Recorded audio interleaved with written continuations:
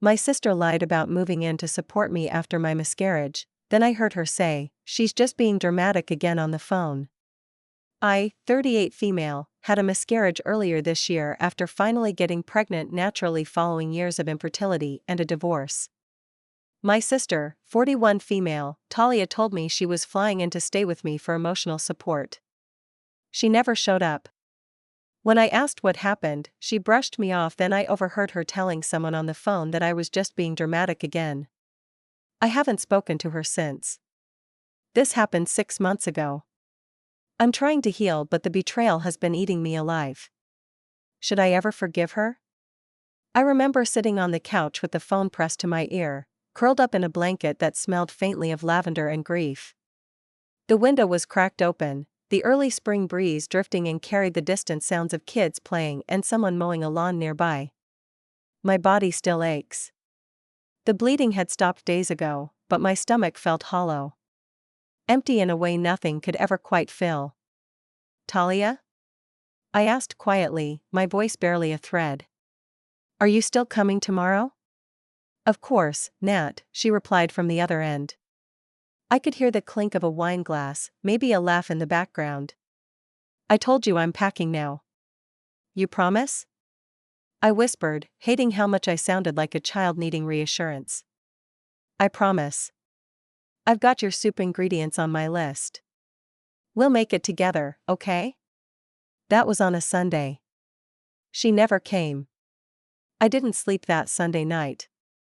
I kept getting up to check the guest room, even though I knew she wasn't there. I washed the sheets, fluffed the pillows. Her favorite green throw blanket was folded neatly on the armchair. I had even bought her favorite lavender lotion and placed it on the nightstand. Small things, hopeful things. By Tuesday, her texts had become vague. "Flight issues. We'll let you know soon. Crazy week. Trying to shift things around." There was no mention of when she was coming. No apologies. Just empty statements that sounded more like excuses than explanations. I should have asked more questions. Pushed. But I was too fragile. Too tired. The kind of tiredness that sleep couldn't fix. The grief hadn't hit me in a tidal wave, it seeped in, like slow water damage, soaking into every crevice of my life until even eating felt like effort. Wednesday, I stopped checking my phone. Friday, my cousin Rachel called. "Hey, Nat. I hope this isn't a bad time. Just wanted to say hi." She hesitated for a beat before adding, "I ran into Talia yesterday, by the way. That wine tasting place near the Beltline looked amazing. That haircut is really working for her. I didn't know she was back in town." I froze. I didn't even know what to say. My stomach turned. She told me she was here. "With you," Rachel said slowly. "Is she not?" I told her no. She sounded awkward after that, unsure of what to say, and we hung up quickly. That evening, I stared at the pot of lentil soup I'd frozen. I had made it the night she was supposed to arrive. I remember chopping the onions, pausing every few seconds to wipe my tears. I remember clinging to the idea that maybe sharing this soup would make things feel a little more normal. That the warmth of it might bridge the ache between us. Instead, it sat there untouched in the freezer like everything else that had been carefully prepared for her, waiting for someone who never intended to arrive. When I finally confronted her, it was late. I called. She answered on the second ring. "Hey," she said breezily, music playing faintly in the background. "Where are you?" "Oh, just, out." "What's up?" I asked her again, my voice flat. "You told me you were coming to be with me." There was a pause. "Yeah. I really meant to. But things got complicated with work. You know how it is." I could feel the heat rising in my cheeks. "I was bleeding alone in my bathroom," I said quietly. "And I thought, you were getting on a flight." She gave a long exhale. "Nat, you've always been a little emotional. You'll get through this." Then I heard it. The sound that gutted me. Her voice, slightly muffled but unmistakable, saying to someone else in the room, "She's just being dramatic again." I didn't say a word. I hung up. And that was the last time we spoke. I spent the next week in a kind of dissociated daze. I tried to go for walks, tried journaling, tried meditating, everything the grief counselor suggested. But all I could think about was the sting of her words. Just being dramatic. It wasn't the miscarriage that broke me. It was that sentence. For years, I'd felt like Talia and I had grown apart in subtle ways. She was always the big personality of the family, ambitious, driven, magnetic. I was the sensitive one. The one who loved quietly and cried easily. It became a joke, a kind of family shorthand. "Nat's just a little sensitive," my dad used to say when I got upset. "Talia will toughen her up." I was always the open wound to her armor. But I never imagined she'd be so callous when I needed her most. I didn't reach out after that. And she didn't either. What stung most wasn't just her absence. It was a lie. That she said she was coming. That she let me believe, for even a second, that I mattered to her. Weeks passed. I returned to work part-time, my manager understanding enough to ease me back into the routine slowly. My coworkers mostly avoided the topic, and honestly, I was grateful for that. I wasn't ready to speak about it. Sometimes, I wasn't even ready to think about it. Then one evening, while reorganizing the linen closet, I found the stack of baby clothes I had ordered in January. A little yellow onesie. A blanket with foxes on it. A tiny pair of booties that I had impulsively bought on a cold Sunday afternoon when I was feeling hopeful for the first time in years. I sat on the floor and cried for what felt like hours. After that night, I decided to join a grief support group in College Park. Thursday evenings. Women of all ages. Some had lost babies. Others had lost parents or partners. But there was a kind of sacred silence in that room, an unspoken understanding that you didn't have to explain yourself. You were allowed to feel. No one called you dramatic. That's when I started to heal. Not overnight. Not all at once. But slowly. I went to therapy. I started taking long walks through the trails near Lake Artemisia. I turned the half-painted nursery into a reading room.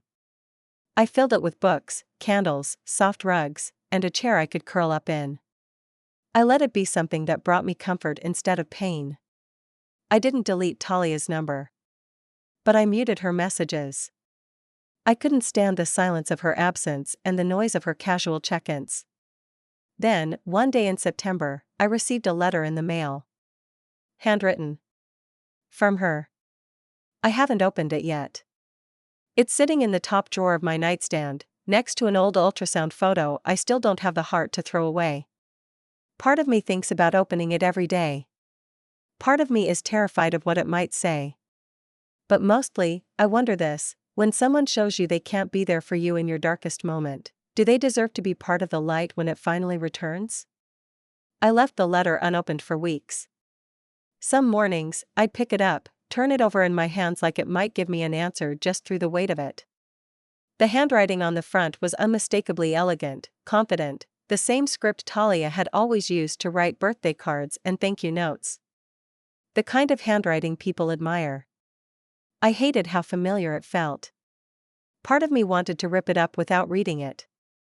Another part needed to see if she actually said the words "I'm sorry," not in that backhanded, performative way she always had, but for real. No qualifiers. No excuses. Just the truth. But I didn't read it. Not yet. Instead, I focused on keeping myself upright. Waking up early again. Doing small, mundane tasks like folding towels and watering my spider plants. I started baking more, trying old recipes from our grandmother's battered cookbook, not because I wanted to eat any of it, but because measuring and stirring gave my mind something to do. I called Rachel a lot. She was, surprisingly, the person who helped me the most. We weren't especially close before, but she seemed to sense that I needed someone steady, not someone to try and fix me, just someone to sit in discomfort with me. Sometimes she came over with wine and frozen pizza. We'd sit on the porch and talk about nothing, local news, books, bad reality TV. She never brought up Talia unless I did. One night, I finally asked her, did she say anything else? When you saw her at the wine tasting? Rachel hesitated, then said carefully, she looked relaxed. Like someone who wasn't carrying a lot. Which surprised me, because I thought she was supposed to be helping you. I didn't want to pry. That was all I needed to hear. It confirmed what I already knew deep down, Talia wasn't overwhelmed.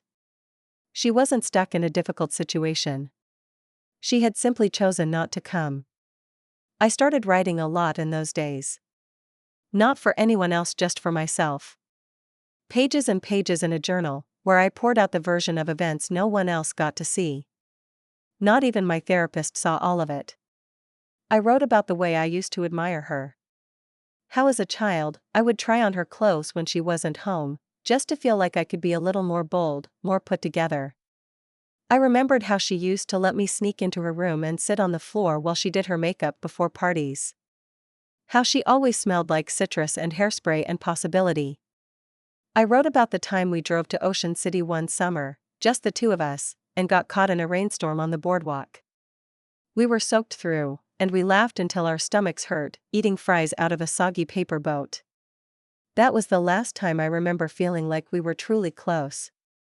Somewhere along the line, things shifted. Maybe it was adulthood.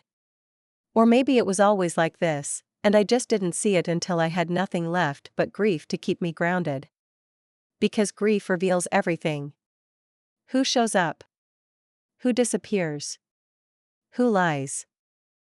About 2 months after the letter arrived, I ran into our childhood friend, Marissa, at a grocery store in Silver Spring. We hadn't seen each other in years, but we recognized each other instantly. "Oh my God, Nat," she said, giving me a cautious hug. "I heard about everything. I'm so sorry." She looked genuinely pained. I thanked her, not really knowing what else to say. "I saw Talia a while back," she added, not knowing the minefield she was stepping into. "She said you two had a falling out, but she didn't go into detail. Just said things were too emotional for her to get involved." That word again.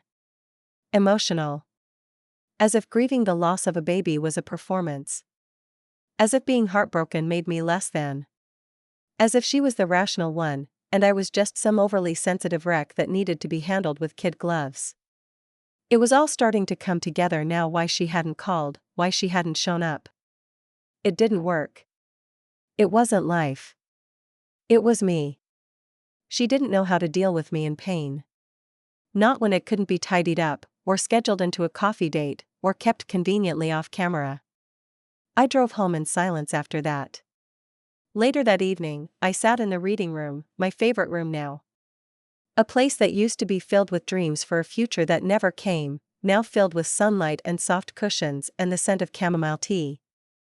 I took the letter out again. This time, I slid my thumb under the seal and slowly opened it. But then I stopped. I folded it back up and placed it in the drawer again. Because I realized something important, I don't need to know what she says. Not yet. Maybe not ever. I already know what matters. She didn't show up. She chose comfort over compassion.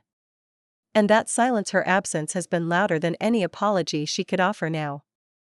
It's been nearly 6 months since the miscarriage. The weight of it still sits with me, though it's quieter now. Less sharp. Some days it's a whisper. Other days it roars. But I live with it. I carry it. Like a stone in my pocket that I rub when I'm alone, solid, cold, real. But I don't feel broken anymore. Just aware. Aware of who loves me, and how. Aware of what support really looks like. Aware that sometimes the deepest pain doesn't come from the loss itself, but from who chooses to look away while you're drowning. A few weeks after I opened the envelope and then chose to leave it unread, I started volunteering at a local women's shelter in Hyattsville. It wasn't a big commitment. Just a few hours every Saturday helping organize donations and occasionally assisting with intake paperwork. But it grounded me in a way I hadn't expected.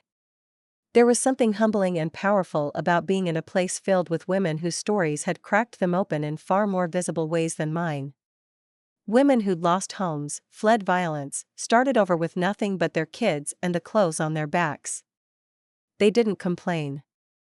They didn't dramatize. They didn't wallow. But they felt. They carried pain. It lived in the corners of their eyes, in the way they looked over their shoulders before entering a room.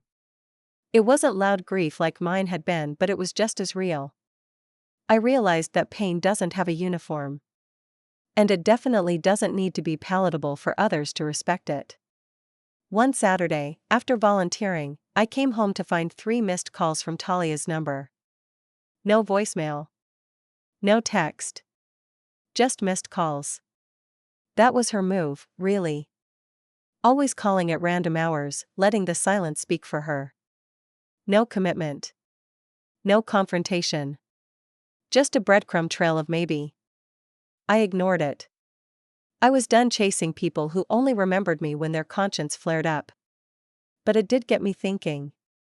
What would I say if I picked up the phone again? If I let her back in? If I let any of that back in? And I knew the answer instantly. I don't want the version of love that needs to be reminded how to show up. Rachel and I had lunch that Sunday. We went to a small Greek cafe in Bethesda, and I told her about the missed calls. You know, she said, stirring honey into her tea, I think Talia has always loved the version of you that didn't need anything from her. I looked at her, surprised. What do you mean? She likes being the fun sister. The successful one. The one who tells stories and buys expensive wine. But you really need her to force her to see herself. And I don't think she likes what she sees. It was a hard truth. But I knew Rachel wasn't wrong. And it explained so much. Why Talia always dipped out when things got too heavy. Why she flaked on hospital visits when Mom had her gallbladder removed. Why didn't she come home the year Dad got laid off and we were all trying to hold it together? She had never been the anchor. She was the storm. Beautiful to watch from afar, but impossible to grasp when the waves came crashing in. That week, in therapy, I talked more openly about what forgiveness meant to me. I used to think it meant letting someone back in. Repairing what was broken. Choosing peace over pride. But now I see it differently. Forgiveness, for me, is about not carrying someone else's actions like they're my own shame. It's about saying, you hurt me, and I won't let it keep hurting me. Not because you deserve that grace, but because I do. I told my therapist I still hadn't read the letter. She smiled and said, that's okay. It'll still be there if and when you're ready. You get to decide the timeline. That was the first time I felt like I had control again. Over the narrative. Over the hurt. Over my story. Then came something I didn't expect. An invitation. Not from Talia, though, in some strange way. It would have been easier if it had been. It was from our mother. She was planning a sister's weekend at a rented cabin in Deep Creek Lake in a few months. Said it would be just like old times. She even sent a group email with exclamation marks and a link to Airbnb. I stared at it for a while. Talia had replied already with a thumbs up emoji and a note that she could bring wine and snacks. Of course she did. No acknowledgement of the last year. No direct message to me. Just a casual RSVP, like we hadn't been living on opposite sides of a broken bridge. I closed the email and didn't reply. Later that night, I sat in my reading room with a cup of chamomile tea. The same one I always made when I needed to feel grounded. The street outside was quiet. The house was warm. Safe. Mine. And I realized something else, I didn't miss her anymore. I missed the idea of her. The big sister who would show up. The one who would hug me when the world broke. The one who would know what to say without me having to ask. But that version of her only existed in fragments. In childhood memories. In moments too small and too fleeting to sustain anything real. What I had now was the truth. And peace. And my chosen family. Rachel. My support group. My therapist. Myself. And sometimes, that has to be enough. The cabin trip stayed in my inbox for a week. I didn't reply. Mom texted me privately a few days later, something short, "Hope you can come. It's time." But I didn't know what that meant. Time for what? To pretend none of it happened? To fall back into place as if my grief hadn't exposed a lifelong imbalance in my relationship with Talia? Or maybe she just missed the version of our family where no one talked about anything uncomfortable. The kind where you smiled in holiday photos even when your heart was a smoldering ruin. I ignored the message. Until Rachel brought over a bottle of wine one evening and asked, "Do you want to go?" I laughed bitterly. Why would I? She shrugged. Not for them. For you. I let that sit. That night, I walked into the reading room and opened the drawer. I finally took out Talia's letter again. Sat cross-legged on the floor. And read it. It was what I expected, half sincere, full of vague reflections. She mentioned missing me. She admitted she had mishandled the situation. She said she didn't know how to help and panicked. She said she didn't want me to hold this against her forever. That we were too important to each other to throw it all away. It wasn't an apology. It was a plea to erase the discomfort. But it gave me clarity. I saw it for what it was. And I made a decision. I RSVP'd to the trip. One line. I'll be there. The family group chat lit up with heart emojis from Mom, a gif from one of our aunts, and Talia's classic yay clinking glasses response. I didn't engage. But I went. When I arrived at the cabin, the air was sharp with an early October chill. The trees around Deep Creek Lake were turning brilliant colors, flaming reds, golds, oranges. It was beautiful. Quiet. Deceiving. Inside, the fireplace crackled, and Mom hugged me too tightly, like she could squeeze the rift between us shut. I let her. I even smiled. Talia emerged from the kitchen holding a wine glass, wearing a cream sweater and that polished smile that always looked best in photos. She opened her arms. I didn't hug her. Instead, I handed her a small, wrapped box and said calmly, "This is for you." She blinked, startled, but took it. Thanks?" She opened it in front of everyone. Inside was a single printed photo of us as kids, sitting on the swings in our backyard. Next to it, a handwritten note. One sentence. "This is the last time I remember feeling like I had a sister." The room went still. I didn't wait for a reaction. I turned to the rest of the room and said, "I'm not here for a reunion. I'm here for clarity." Talia looked frozen. Her face flushed. I continued, my voice steady, "I want everyone here to know I'm doing fine. Not because I had help, but because I had to. I was left alone during the worst time of my life, and that's something I won't forget." Mom started to say something, but I raised a hand. "No need to defend anyone," I said. "I'm not here to fight. I just want the truth. For once." Then I turned back to Talia and smiled genuinely. "I forgive you. But we're not sisters anymore. We're just two people who share childhood memories and DNA. And that's okay." The silence was thick. Heavy. Talia looked like she was trying to summon the right words, but none came. And that was fine. I didn't need them. Because for the first time in my life, I had said exactly what I wanted to say. And she heard it. So did everyone else. I stayed for dinner. Made polite conversation. Drank the wine Rachel had packed for me. I even helped clear the dishes. But I slept in my own room, drove home early the next morning before breakfast, and didn't leave a note.